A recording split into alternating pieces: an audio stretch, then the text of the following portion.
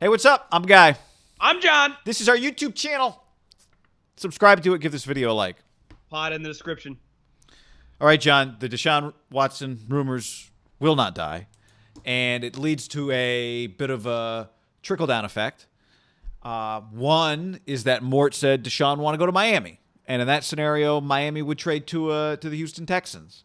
Maybe they also trade him number 3 and number 18. That'd be a pretty. If you're Miami and you could do that, that'd be pretty attractive.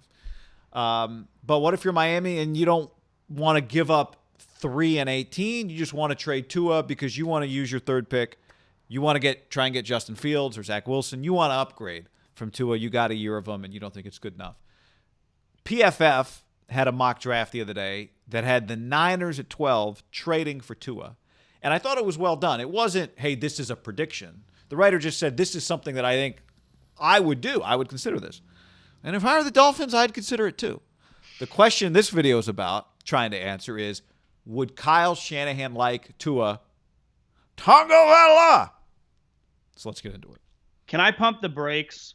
Because I've seen that floated around on Bleacher Report and just several places about that pick going for Tua and just Tua going for first-round picks.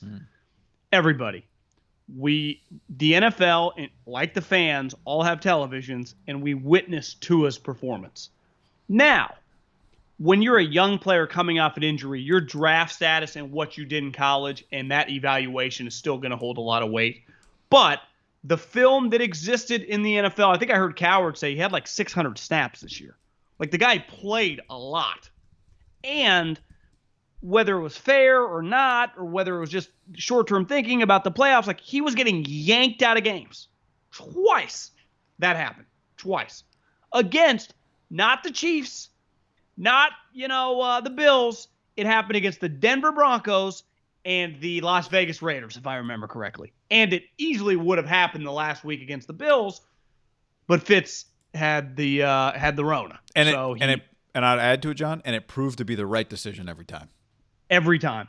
So I do think whether it's a little unfair that he was coming off an injury, the way he was thrust in, whatever, okay. Yeah, I'll even listen to that argument. But what I will not listen to is the physical skills are the physical skills. Like his size, his arm strength, like that's just what he brings to the table. I, under no circumstances, even if I like Tua a lot, could I trade the number 12 overall pick? Like, think about this guy. Last year, the 12th, I guess it was the 13th overall pick, netted DeForest Buckner, who is one of the all-time Pro Bowl snubs, is like an all-pro. Like that, the 22nd pick got Stephon Diggs, who, if, non-quarterback, I'd say him or Derrick Henry, like offensive player of the year, right? Was that a fair statement? Like that, that's what I think first-round picks have net you Pro Bowl stars. So, I understand quarterbacks are in their own different area, but no, I would not do that. Now, the Niners second-round pick, because when you draft 12th, right, you draft 12th in the second round, would I trade a pick in the 40s for a guy that 43 for them. Would I trade pick 43 for a guy that last year at pick 31, right, I never could have sniffed drafting? And if Tua would have fallen, let's say hypothetically, to the Niners at 31, and they took him, I do think people, if just in the hypothetical world they had just stayed at 31 and not traded up, you follow what I'm saying, and just taken Tua, people have been like, God, he just fell to him. What were they going to do? Like, that's just smart move. And now could you get a guy, it's almost just, to me, just use the real estate analogy. Can you get a home that you would have gladly purchased for $1 million that's now $500,000, even though you don't need a home, but you go, God, but you kind of need a home and you're open to moving? It is intriguing. And I would imagine Tua, the Niners, and I think the Colts, the Steelers, there have to be a lot of teams that never dreamed of drafting Tua, right? He just knew he was going to be well off. So they didn't spend that much time, but you just, in the way a draft process works, you talk about the player, and you probably liked him, because I think he was well-liked coming out. Now, was he universally thought of as some can't miss? Probably not. But was he just, this guy's going to be a good NFL quarterback? I think it's fair to say that. And now he's just kind of, I wouldn't even say he's available, but he's just kind of available, right? I mean, there are conversations if you're the Dolphins, you would have to consider. I think if I am the Dolphins, I would consider him not unavailable. Would you trade him for a second-round pick? Yeah, if I love Justin Fields or whoever, Zach Wilson, yeah, I would. I would trade him if I think I can upgrade. Because you and I, before he even started the whole process where he was getting benched every other week, we watched his first game and went, huh, so that's what it looks like in the NFL. I'm like, okay, we'll give it time. And then we watched his second game and we thought, that's what it looks like in the NFL. So this is not even about what happened with Fitz. That's a part of it. But I don't know how you could watch the full year and think of him the same way you thought of him coming out of Alabama. Now, I do think there were things that, he does that probably would, like his not explosive arm probably doesn't scare Kyle off. I mean, we've seen the quarterbacks that Kyle likes repeatedly. He doesn't need explosive The Colts just played a season with Phillip Rivers, who doesn't have a great arm. Well, yeah, but I mean, like specifically the guys that Kyle likes or has liked. I mean, he likes C.J. Beathard. Now, he liked him in the third round or the fourth round. End of the third round? What was it? Third round. Nick Mullen's been his backup quarterback for 2 years running now. I mean, Matt Ryan and Kirk Cousins. Kirk Cousins he's been chasing Kirk Cousins for several years. So I could see Kyle liking him. To me, from a Niner standpoint, it's, okay, I don't need Tua Tagovailoa to be, if I'm going to get him for a second rounder, I don't need him to be like a franchise quarterback. I just need to think I can get him to be as good as Jimmy Garoppolo. Can I get Jimmy Garoppolo out of him? Because if I can, for much cheaper than Jimmy Garoppolo, then the money I save on Jimmy Garoppolo is going to make up for the fact that I don't have a second-round pick to use on whatever else I need. So from that standpoint, I'd consider it. Now, I don't think. Well, I think you could trade Jimmy Garoppolo to get a pick. Okay, yeah, and even that. But I'm just saying, that's how I'd look at Tua. Would I be willing to trade a second-round pick for a guy that I don't think is a true franchise quarterback?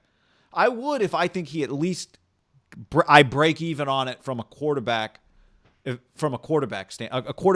standpoint, because now I can make the rest of my team better because I'm not paying this guy Jimmy Garoppolo's salary. And if in Miami, I think if you're open to trading him, I think you have to be open to trading him for a second rounder, because I don't, like you said, trading a first.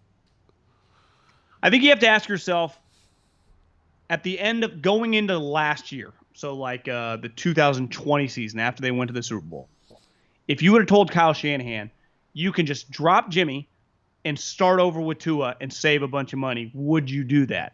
And I would imagine after the Super Bowl, they probably would have leaned no, because they told Brady no. And then I think things dramatically changed for Jimmy and his standing. But you also have to factor in Tua's standing changed somewhat, right? I'd say his star is just dimmed, pretty greatly. It wasn't just because there were two quarterbacks in his class that we saw and we went, wow, I'd take both those guys. Right. And everyone was like, yeah, I don't know if I see it. And then the Dolphins fans were like, I'm telling you, he's good. I promise. They don't let him throw. And it's like, yeah, they keep benching him for Ryan Fitzpatrick, but they just won't let him throw. It's like, well, yeah, I'm watching your team and something's just off. And I think sometimes when a player tells you who he is, and I'm just talking in the NFL, the hardest part, and we'll talk about Mac Jones a little later, is going, what's this going to look like in the pros? And I think Devontae Smith's a good example. Is he really going to look this fast in the pros? You don't truly know. I know for a fact it's not going to be that easy. But he might either be a star or it's of course, he's small, he can't get off press coverage, it's hard for him. But until he's in a pro uniform, then you're like, okay, that actually works, or no, it doesn't work. And that's the thing with Tua, I don't know if it works. And I just wonder if Kyle, I don't know, man. I bet he wouldn't. You bet he wouldn't do it, or you bet he wouldn't like him? Or wouldn't have liked him? I bet he probably liked him, as a lot of people did, because you just projected. Well, the projection's over. We saw some of it. So if you do still like him, you're basically talking yourself into they didn't have much talent. Fitzpatrick was just so much older. He was just so much more aggressive. It was easier for him. This guy was you're talking yourself out of a lot of negatives that exist. Yeah. And tangible things that happen. Jimmy's easy, right? Jimmy's just listen, when he's on the field, we can function and be just fine. We're at the point now, the knock on Jimmy now is I don't know if when every game starts if he's going to be around. right? For all his flaws, I can deal with his flaws, but I need him to play in games. So that's the point he's at now. Like, people keep saying, like, can you upgrade Jimmy? It's not the conversation has changed from last year. Last year after the Super Bowl, it's like, is he good enough? It was about football. Now it's like, yeah, he's missed 70% of the games in 2 of the 3 years. Like, that's officially a disaster. Yeah. Tua's problem is like, okay, he's healthy now. Just I don't see the arm. I tell you this, I'd rather trade the 12th pick for Matthew Stafford Than the second-round pick for Tua. I agree. I would trade the second-round pick for Matt Stafford. And I the 12th think there's pick for Matthew Stafford. Yeah, the 12th pick Yeah. for. I think there's a decent chance.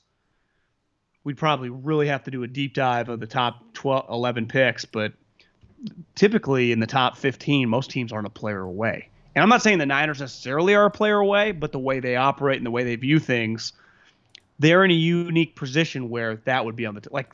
It wouldn't make sense for any of the teams in the top 10, right, to trade that pick for Matt Stafford because it's a win now move, and the Niners need to kind of win now. Yeah. Yeah. Yeah. Not kind of. Yeah, they're trying to. Have to.